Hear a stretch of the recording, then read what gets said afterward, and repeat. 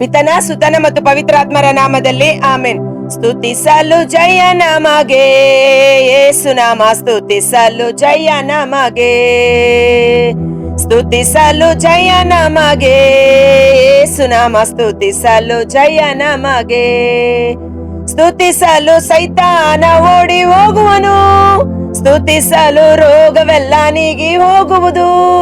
ಸ್ತುತಿಸಲು ಸೈತಾನ ಓಡಿ ಹೋಗುವನು, ಸ್ತುತಿಸಲು ರೋಗವೆಲ್ಲ ನೀಗಿ ಹೋಗುವುದು. ಸ್ತುತಿಸಲು ಜಯ ನಮಗೆ ಯೇಸು ನಾಮ, ಸ್ತುತಿಸಲು ಜಯ ನಮಗೆ, ಸ್ತುತಿಸಲು ಜಯ ನಮಗೆ ಯೇಸು ನಾಮ, ಸ್ತುತಿಸಲು ಜಯ ನಮಗೆ. ಮೇಲೆ ಮೇಲೆ ಸೋಲುಗಳು ನಿನಗೆ ಬಂದರು ಭಯ ಪಡಲೇ ಬೇಡ, ಮೇಲೆ ಮೇಲೆ ಸೋಲುಗಳು ನಿನಗೆ ಬಂದರು ಭಯ ಪಡಲೇ ಬೇಡ. ಮರಣ ಗೆದ್ದ ಯೇಸು ನಮಗೆ ಸೋಲಿನಲ್ಲೂ ಜಯ ಕೊಡುವರು. ಸ್ತುತಿಸಲು ಜಯ ನಮಗೆ ನನ್ನೇಸು ನಾಮ, ಸ್ತುತಿಸಲು ಜಯ ನಮಗೆ, ಸ್ತುತಿಸಲು ಜಯ ನಮಗೆ ನನ್ನೇಸು ನಾಮ, ಸ್ತುತಿಸಲು ಜಯ ನಮಗೆ. ಪ್ರಭು ಕ್ರಿಸ್ತರಲ್ಲಿ ಆತ್ಮೀಯ ಸಹೋದರ ಸಹೋದರಿಯರೇ, ಈ ದಿನದ ಮುಂಜಾನೆಯ ಜೀವಸ್ವರ ಇಬ್ರಿಯರಿಗೆ ಬರೆದ ಪತ್ರ 11ನೇ ಅಧ್ಯಾಯ ವಚನ 11. ಇದಲ್ಲದೆ ಪ್ರಾಯ ಮೀರಿದ ಸಾರಳು ಕೂಡ, ಪ್ರಾಯ ಮೀರಿದ ಸಾರಳು ಕೂಡ ವಿಶ್ವಾಸದ ಮೂಲಕವಾಗಿಯೇ ಗರ್ಭವತಿಯಾಗುವ ಶಕ್ತಿಯನ್ನು ಪಡೆದುಕೊಂಡಳು. ಸಾರಳಿಗೆ ಗರ್ಭವತಿಯಾಗುವ ಸಾಧ್ಯತೆನೇ ಇರಲಿಲ್ಲ. ಪ್ರಾಯ ಮೀರಿದ ಮುದಿ ಪ್ರಾಯವಾಗಿತ್ತು. ಅಬ್ರಹಾಮನಿಗೆ 100 ವರ್ಷ ಅಂದ್ರೆ ಈಕೆಗೆ ಕೊನೆ ಪಕ್ಷ ಒಂದು 90 ವರ್ಷವಾದರೂ ಇದ್ದಿರಬಹುದು. ಆಕೆಯ ಗರ್ಭಕೋಶ, ತನ್ನ ಗರ್ಭಕೋಶದ ಕಾರ್ಯವನ್ನು, ಋತುಚಕ್ರ ನಿಂತು ಹೋಗಿರುವಂತ ಗರ್ಭಕೋಶ, ಅದು ಮತ್ತೆ ಕೆಲಸ ಮಾಡಲು ಸಾಧ್ಯವಾಗದೇ ಇರುವಂತ ಗರ್ಭಕೋಶವಾಗಿ ಮಾರ್ಪಾಡಾಗಿತ್ತು. ಆದರೆ ಇಲ್ಲಿ ದೇವರ ವಾಕ್ಯ ಹೇಳುತ್ತೆ, ನಂಬಿಕೆಯ ಮೂಲಕ, ವಿಶ್ವಾಸದ ಮೂಲಕ ದೇವರನ್ನ ವಿಶ್ವಾಸಿಸಿದಳು. ಹೇಗೆ? ದೇವರು ಕೊಟ್ಟ ವಾಕ್ಯವನ್ನ ವಿಶ್ವಾಸಿಸಿದಳು. ಮುಂದಿನ ವರ್ಷ ಸಾರಳೆ ನಿನಗೊಬ್ಬ ಮಗ ಇರುವನು ಎಂದು ದೇವದೂತರ ಮುಖಾಂತರ ದೇವರು ನುಡಿಯುವಾಗಲೂ ಸಹ ಆಕೆ ಅದನ್ನ ನಂಬದೆ ನಗೆದಾಡಿದಳು ಎಂದು ಪವಿತ್ರ ಗ್ರಂಥದಲ್ಲಿ ನಾವು ನೋಡುತ್ತೇವೆ. ಆಗ ದೂತನು ಕೇಳುತ್ತಾನೆ, ನೀನು ಬೊಚ್ಚು ಬಾಯಿ ಹಾಕಿಕೊಂಡು ನಗುವುದೇಕೆ? ಅಲ್ಲಿಲ್ಲದ ನಿನ್ನ ಬಾಯಿಯಿಂದ ನೀನು ನಗುವುದನ್ನು ನಾನು ಕಾಣುತ್ತೇನೆ. ನೀನು ನಂಬದೇ ಹೋದರೂ ದೇವರ ಸಂದೇಶ ತಕ್ಕ ಕಾಲದಲ್ಲಿ ನೆರವೇರಿಯೇ ತೀರುವುದು. ಕಾರಣ, ಆಕೆ ನಕ್ಕಿದ್ರಲ್ಲಿ ಏನು ದೊಡ್ಡ ಅಪರಾಧನೂ ಇಲ್ಲ. ಬಿಕಾಸ್ ಆಕೆಗೆ ಗೊತ್ತು, ತನಗೆ ಮುದಿಪ್ರಾಯವಾಗಿದೆ, ತನ್ನ ಋತುಚಕ್ರ ನಿಂತು ಹೋಗಿ ಗರ್ಭಕೋಶ ಸತ್ತಂತಾಗಿದೆ, ಈ ವಯಸ್ಸಿನಲ್ಲಿ ಮಗುವಾಗುವುದೇ ಎಂಬುದಾಗಿ. ಆದರೂ ಆಕೆ ಆ ಸಮಯಕ್ಕೆ ನಗಾಡಿದರೂ ಸಹ ಆಕೆ ದೇವದೂತನ ಮೂಲಕ ಕೊಟ್ಟಂತ ವಾಕ್ಯವನ್ನ ನಂಬಿದಳು, ವಿಶ್ವಾಸ ಮಾಡಿದಳು. ವಿಶ್ವಾಸ ಅಂದರೇನು? ಕಣ್ಣಿಗೆ ಕಾಣಿಸ್ತಾ ಇಲ್ಲ, ಆದರೆ ದೇವರು ಹೇಳಿದ್ದಾರೆ ಅಲ್ಲಿ ಇದೆ ಎಂಬುದಾಗಿ. ಕಣ್ಣಿಗೆ ಕಾಣಿಸ್ತಾ ಇಲ್ಲ, ಆದರೆ ದೇವರ ವಾಕ್ಯ ಇದೆ.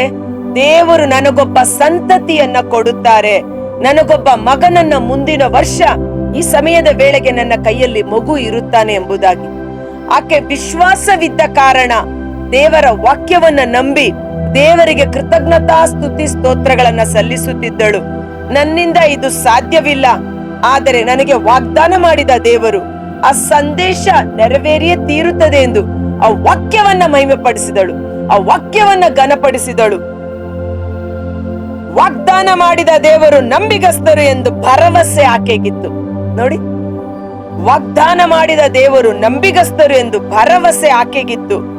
ಹೀಗೆ ಮೃತಪ್ರಾಯನಾಗಿದ್ದ ಒಬ್ಬ ವ್ಯಕ್ತಿ ಆಕಾಶದ ನಕ್ಷತ್ರಗಳಂತೆಯೂ ಕಡಲ ತೀರದ ಮರಳಿನಂತೆಯೂ ಅಸಂಖ್ಯಾತವಾದ ಸಂತತಿಗೆ ತಂದೆಯಾದನು. ವಿಶ್ವಾಸ ಎಲ್ಲಿದೆಯೋ ಅಲ್ಲಿ ಸ್ತುತಿ ಸ್ತೋತ್ರ ಇರುತ್ತದೆ. ವಿಶ್ವಾಸ ದೇವರ ವಾಕ್ಯದಲ್ಲಿ ಇರುವಾಗ ಆ ವಾಕ್ಯ ನನ್ನಲ್ಲಿ ನೆರವೇರುತ್ತದೆ ಎಂದು ಸಂತೋಷದಿಂದ ಸ್ತುತಿ ಮಾಡುವಾಗ, ಕೃತಜ್ಞತೆಯನ್ನು ಸಲ್ಲಿಸುವಾಗ ಅಸಾಧ್ಯವಾದುದನ್ನು ನಮ್ಮ ಜೀವಿತದಲ್ಲಿ ಸಾಧ್ಯ ಮಾಡುವಂತದ್ದು ಸ್ತುತಿ ಮತ್ತು ವಿಶ್ವಾಸವಾಗಿದೆ.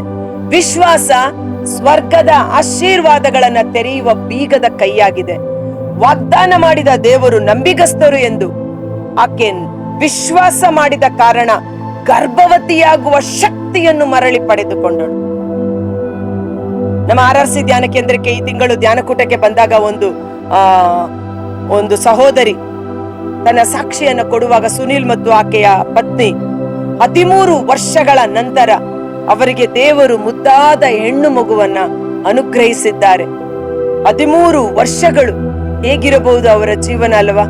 ಆದರೆ ದೇವರು ಕೊಟ್ಟೇ ತೀರುತ್ತಾರೆ ಎಂದು ಅವರು ನಂಬಿಕೆಯಿಂದ ದೇವರಲ್ಲಿ ವಿಶ್ವಾಸ ಕಳೆದುಕೊಳ್ಳದೆ ಪ್ರಾರ್ಥನಾ ಜೀವನವನ್ನ ನಡೆಸಿ ಧ್ಯಾನಕೂಟದಲ್ಲಿ ಸತತವಾಗಿ ಭಾಗವಹಿಸುತ್ತಿದ್ದರು. ಅವರ ವಿಶ್ವಾಸ ಅವರಲ್ಲಿ ಕಾರ್ಯ ಮಾಡಿತು. ಹೇಗೆ?